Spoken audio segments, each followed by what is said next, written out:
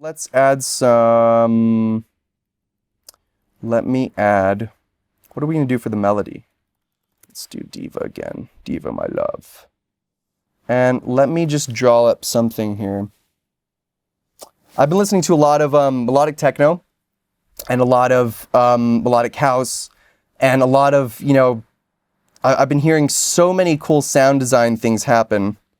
And I want to show you one of the things that I'm really in love with right now.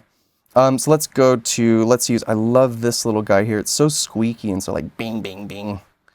Let's do this, and then I guess, let's see. Oops. Let's do Cascade, just because it's funner. Let's stack this bad boy. 4. And let's do Pan. Let's alternate this. Turn this down a little bit too.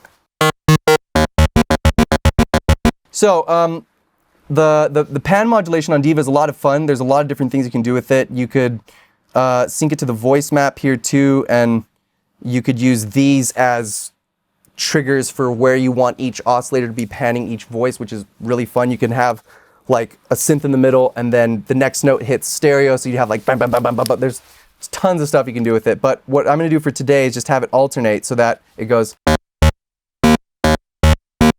and then you can choose how much. Like if you turn it up all the way, it's kind of fun. And then let me it's one of my favorite things of Diva too is just this the oscillator voice detune. For some reason, a lot of other synths don't really have it. They don't really have this feature, and I love this. I just love making things sound less perfect, you know, and just mess around with this. And then, alrighty, let's turn that up to 4 too. Just give it another octave. Let's change. I don't like that envelope. That envelope's gross. Let's do this here.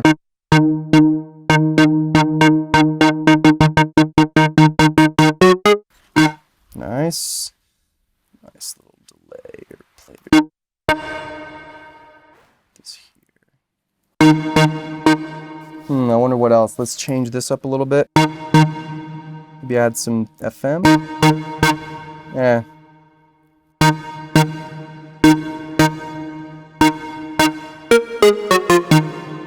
Sounds pretty good. Let's detune it more.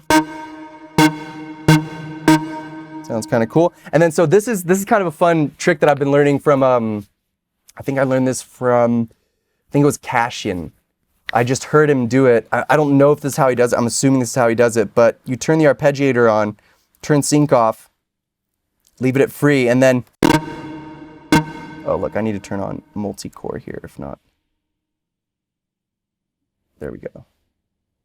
And then, so what it's doing now, it's alternating all these voices, and it's giving you like this panned kind of.